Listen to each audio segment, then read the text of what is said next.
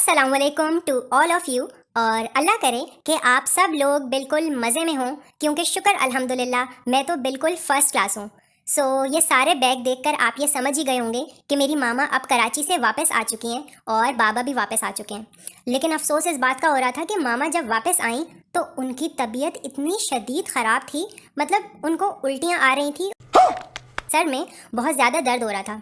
इसके बावजूद मामा किचन में चली गई थी और रोटियां बनाना शुरू हो गई। हमने मामा से कहा कि मामा आप रेस्ट कर लें और आप छोड़ दें, ये हम बना लेंगे रोटियां, और आपके लिए ऑमलेट भी बना दूंगा मैं, क्योंकि मामा अंडा भी फेंट रही थी और ये सारे काम कर रही थी। बाबा ने भी मामा से कहा कि रेस्ट कर लें, आपकी तबीयत ठीक नहीं है। लेकिन इसके बावजूद मामा काम करती जा रही थी और अचानक वॉशरूम की तरफ गई और इतनी ज़्यादा उल्टियों की आवाज़ें आ रही थी। मैंने बाबा से कहा कि जाके मामा को संभालें।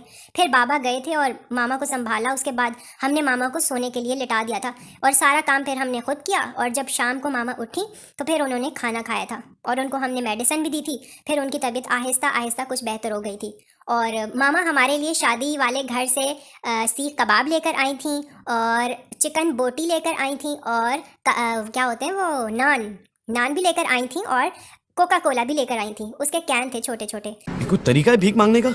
अगले दिन जब मामा की तबीयत अब ठीक हो चुकी है तो मामा ने मशीन लगा ली, क्योंकि इतने ढेरों कपड़े जमा हो चुके थे। क्योंकि इतने दिन मामा कराची में थी तो जाहिर है पीछे से हमारे कपड़े तो नहीं धुल रहे थे। और ये देखें, सामने वाले लोगों ने भी आज मशीन लगाई हुई है। आपको पता है हमारे घर कल भी और आज सुबह तक भी बिल्कुल पानी नहीं आ रहा था। इसीलिए जैसे ही पानी आया तो पूरी कॉलोनी ने एक साथ मशीन लगा ली कि पता नहीं अब दोबारा पानी कब मिलेगा। मामा ने मुझसे कहा कि अपने दोनों बेड्स की बेडशीट ले आओ ताकि मैं उनको धो दूं। फिर मैं नीचे आया और मैंने दोनों कमरों की बेडशीट्स निकाल कर मामा के हवाले कर दी कि इनको अच्छी तरह धो दें। फिर हम लोग आ गए नीचे, मतलब मैं आ गया नीचे, मामा तो अभी भी ऊपर काम कर रही थी। ये देखें, ये वही टॉप पॉप्स हैं जो मैंने कुछ दिनों पहले दराज से ऑर्डर किए थे। आपको याद है ना, मैंने एक व्लॉग में शेयर किया था जब इनकी डिलीवरी हुई थी हमारे घर पे। बस देखें, ये थोड़े बहुत ही बाकी हैं। काफ़ी सारे तो मैंने उस दिन बच्चों को बांट दिए थे और बच्चे इतना शदीद खुश हो रहे थे और रोज़ मुझसे कहते थे भाई अब हमें दोबारा वो टॉप पॉप्स कब मिलेंगे। मैंने कहा इंशाल्लाह बहुत जल्द मिलेंगे।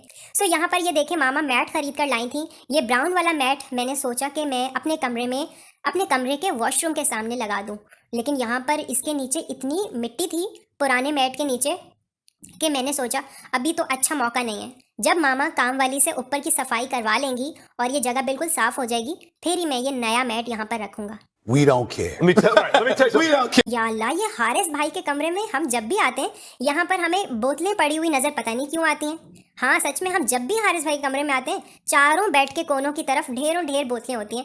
और हम हारिस भाई से कहते हैं कि हारिस भाई आप कूलर से बोतलें भर कर ले तो जाते हैं, लेकिन उनको खाली होने के बाद दोबारा भर कर भी तो रख दिया करें फ्रिज में। लेकिन इस काम से हारिस भाई की जान जाती है। मामा अभी तक ऊपर कपड़े धो रही हैं और मुझे ऑर्डर दे रही हैं कि मुलेली अब ये बंद कर दो मोटर। फिर थोड़ी देर में आवाज़ आती है कि पानी कम रह गया, दोबारा मोटर ऑन कर दो। तो बस मैं यही कर रहा हूँ, ऑन ऑफ। तालियां होनी चाहिए यार हमारे लिए। और उसके बाद मैंने उठा ली थी कैंची। और मैंने क्यों उठाई थी कैंची, क्योंकि हमारे घर के साथ जो ये पौधा रखा हुआ है ये इतना बूढ़ा हो गया है कि इसके पत्ते नीचे की तरफ झुक रहे हैं और चारों तरफ से ब्राउन हो रहे हैं। तो मैंने कैंची उठाकर कच कच कच कच कौन है ये लोग? सारे तरफ से इसके पत्ते काट दिए ताकि मैं इसकी उम्र छुपा लूं। मैं इसको जवान बनाने की कोशिश कर रहा हूँ। अच्छा ये पौधा इतना बूढ़ा हो गया है, ये हमारे पास कब से है? आई थिंक उस वक्त हम लोग कहाँ मिल में रहते थे। हाँ 6-7 साल पहले हम लोग मिल में ही रहते थे। उसके बाद हम इस पौधे को उठाकर लाहौर ले आए थे और अब तो लाहौर आने के बाद भी ये हमने दूसरी बार घर चेंज किया है। तो ये अभी तक हमारे साथ है और अल्लाह जाने ये कब तक हमारे साथ रहने वाला है। इंशाल्लाह ये हमारे साथ हमेशा रहेगा, क्योंकि हम इसका ख्याल जो इतना रखते हैं। हमारे घर के पास एक नया मकान बन रहा है। वो मज़दूर मुझे मुसलसल देखे जा रहे थे कि ये पौधे को काट रहा है तो इसमें कौन सी बड़ी बात है, ये वीडियो क्यों बना रहा है। अब मैं उन्हें क्या बताता कि मैं वीडियो क्यों बना रहा हूँ। और आपको पता है, बल्कि अभी थोड़ी देर में मैं आपको ये भी बताऊँगा कि हमारे घर की सीढ़ियों पर इन मज़दूरों ने क्या मैं बोलूँ, इनको बहुत शदीद गुस्सा आ रहा था हम सब लोगों को। इन्होंने जो हरकत किया हमारी सीढ़ियों के ऊपर। खैर अभी यहाँ पर ये सारे पत्ते उठाकर मैं बास्केट में डाल रहा हूँ, क्योंकि अभी कचरे वाला आया नहीं है, ताकि जब कचरे वाला आएगा तो वो ये सारे पत्ते अपने साथ ले जाएगा। यहाँ पर साथ ही में मौलवी साहब का घर है और हंजला वहाँ पर मेरा जो स्टूडेंट है अपने पाँव के साथ दरवाजे से झूले ले रहा था। तो हंजला ने मुझे कहा कि भाई आज मैं स्कूल नहीं गया था। मैंने कहा क्यों नहीं गए थे स्कूल? तुम हर रोज छुट्टियां कर लेते हो, कोई तुम्हें बताता नहीं है कि स्कूल से छुट्टियां नहीं करनी चाहिए। पकड़ मेरे को। फिर हंजला ने कहा कि बस मेरी तबीयत ठीक नहीं थी, पापा ने कह दिया कि छुट्टी कर लो। मैंने कहा अच्छा आओ ज़रा तुम ट्यूशन में करवाता हूँ तुम्हें और छुट्टियाँ। सो ये देखें, ये हमारी सीढ़ियाँ हैं और ये देखें, ये सीढ़ियों के ऐन नीचे वाले हिस्से में ये मज़दूरों ने क्या हरकत की है। यहाँ से कोई बहुत भारी ट्राली गुजरी थी और उसके टायर के नीचे हमारी सीढ़ियाँ आकर शहीद हो गई हैं। ये देखें, सारी सीढ़ियों का बेड़ा गर्क कर दिया था। बाबा शाम को आए, इतना गुस्सा हो रहे थे इन मज़दूरों के ऊपर, काफ़ी दफ़ा इनको समझाया है, बल्कि हमसाए भी इतने तंग हैं इनसे, उनका भी कुछ ना कुछ नुकसान ज़रूर किया होगा इन्होंने। बाबा से बात कर भी रहे थे, उनके बड़े बेटे आज शाम को हमारे घर आए थे कि अंकल आप भी बात कीजिएगा और हम भी बात करेंगे, हमारा भी काफ़ी नुकसान हो चुका है इन ट्रालियों की वजह से। सो बस ये देखें, अब यहाँ पर मैंने दोनों मैट्स वापस रख दिए क्योंकि जब ऊपर की सफाई होगी उसके बाद ही मैं इनको बिछाऊँगा। और ये मेरा एक नया पैकेज आया है दराज की तरफ से। अभी मैंने बच्चों के सामने इसको अनपैक करना है, लेकिन अभी तो फ़िलहाल हमारे घर पे मेहमान आने वाले हैं, इसलिए मैंने बच्चों को फ्राइडे, सैटरडे और संडे 3 दिन के लिए छुट्टी दे दी है। और मैंने कहा है कि अब आप लोगों को मंडे को ही ट्यूशन आना है, लेकिन आप लोगों ने घर जाकर ये नहीं करना कि अपने बैग बंद करके बस हर वक्त खेलते रहो। जो जो चीज़ें मैंने आपको पढ़ाई हैं और आपको रोज़ाना की बुनियाद पर जो होमवर्क मिलेगा, आपने शराफत के साथ बाकायदगी से वो सारा होमवर्क करना है और उसको याद भी करना है। मैं शादी के बाद मेहमान चले जाएंगे, फिर देखूंगा किस बच्चे ने कितना काम किया है, ठीक है। सो बच्चों को मैंने यही नसीहत करके आज छुट्टी दे दी थी। सो अच्छा, अब मैं आपको ये बताऊंगा कि मैंने ये पैकेज आने के बाद अभी तक किसी को बताया नहीं है कि मेरा ये पैकेज आया हुआ है, और मैंने इसको छुपा कर अपने दराज में रखा हुआ है। और इसकी कौन सी जगह है ये देखें। वैसे तो मेरे दराज के सारे कपड़े आगे पीछे हुए होते हैं, सो मैंने 2-4 कपड़े आगे किए, बड़ी महारत के साथ मैंने इस डब्बे को पीछे छुपा दिया और उसके ऊपर से और कपड़े डाल दिए। अबे साले। शाम का वक्त था और ये देखें मामा क्या कर रही हैं। या अल्लाह, मैंने ऐसा मंजर अपनी ज़िंदगी में पहले कभी भी नहीं देखा। बताएं मुझे, आप में से कौन है जो 7 अप के कैन को चूल्हे पर गर्म करके पीता है? हमारे यहाँ ऐसा ही होता है। और ये पापा के काम देखें। पापा ने कहा कि अभी भी ठीक तरह से गर्म नहीं हुए। पापा ने गीज़र का पानी एक डोल में भरा गरम गरम, और उसके अंदर ये 7 अप के कैन डाल दिए ताकि ये अच्छे तरीके से नीम गर्म हो जाए। मैंने कहा बाबा खुदा का नाम ले, ऐसे कौन करता है? पापा ने कहा नहीं, बस कोई तुम्हारे गले वाले ख़राब हो जाएंगे, फिर दवाई लाते फिरोगे, अभी ऐसे ही पीएंगे सब ने बोतलें गर्म करके। और साथ में मैंने पैनकेक्स बनाने थे, सो मैंने अपना ये चॉकलेट स्प्रेड भी पापा के बताए हुए टोटके से गर्म कर लिया ताकि ये पिघल जाए और मैं इसको आराम के साथ अपने पैनकेक्स के ऊपर लगा सकूं।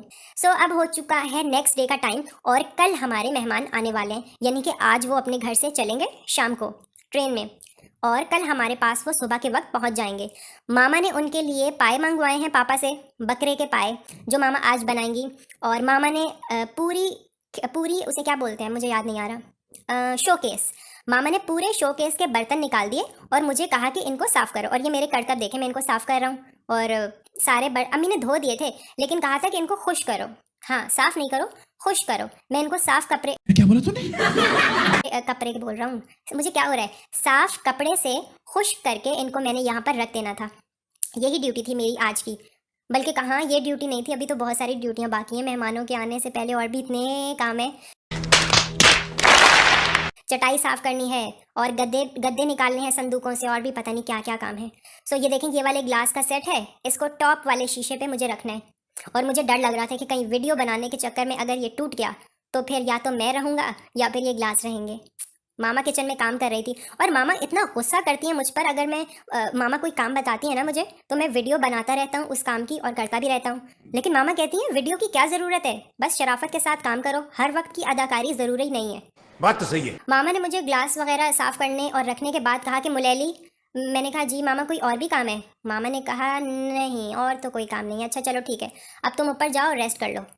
अच्छा रुको रुको रुको रुको, हाँ मुझे काम याद आ गया। हाँ ये क्या बात हुई यार, ये क्या बात? ऐसा करो, फौरन ऊपर जाओ और तुम्हारे पूरे ड्रॉर के कपड़े, पूरा पागल खाना मचा हुआ है उन कपड़ों का, उन्हें निकालो, उनकी तह बनाओ और सलीके के साथ एक कपड़े रखो।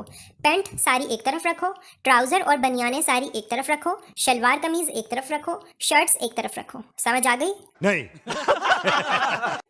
मैंने कहा मामा मैं जितने भी उनको तह तह बना कर रखता जाऊं 3-4 दिन बाद उनका वही हाल हो जाता है। फिर आप क्यों मुझे बार बार कहती हैं कि उनकी तह बनाओ? मामा ने कहा कि 2-3 दिन बाद बेशक पागल खाना दोबारा मचा लेना तुम, लेकिन अभी मेहमान आने वाले हैं और मेहमान हो सकता है ड्रॉर खोल कर देखें, तो बेहतरी इसी में कि तुम इनको डिसिप्लिन के साथ रख दो। तो ये देखें, मैंने आधा पौना घंटा इसी काम में लगा दिया, लेकिन सारे कपड़े तह कर जैसे मामा ने बताया था उनको बिस्तर पे लगा दिया। मैं जब ये सारे कपड़े ड्रॉर में रख लिए ना, मुझे खुद भी यकीन नहीं आ रहा था कि क्या ये मेरा ड्रॉर है। इतना साफ सुथरा, इतना वेल मेंटेन्ड और डिसिप्लिन वाला ड्रॉर क्या ये मेरा है? सो उसके बाद मैंने ये देखा, मामा ने तो खैर नहीं कहा था, लेकिन मुझे खुद ही ये एहसास हुआ जब मैंने लैंप्स ऑन किए कि इनके ऊपर कितनी मिट्टी लगी हुई है। तो मैंने कपड़ा उठाकर इनको साफ करने के बारे में सोचा ताकि ये इतने बुरे ना लगें।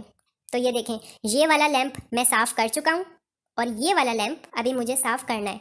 तो मैंने कपड़ा उठाकर इनको साफ करना शुरू कर दिया और उसके बाद मैंने और मामा ने खाना खाना शुरू कर दिया था और दोपहर का टाइम हो गया था। अब हमारे मेहमानों के आने में सिर्फ 24 घंटे बाकी हैं और मैं यहीं पर अपना आज का ये व्लॉग ख़त्म कर रहा हूँ। मैं आप लोगों से मिलूँगा नेक्स्ट वीडियो में और तब तक आप मेरे चैनल को सब्सक्राइब कर लें। आपका बहुत शुक्रिया और शब्बा खैर।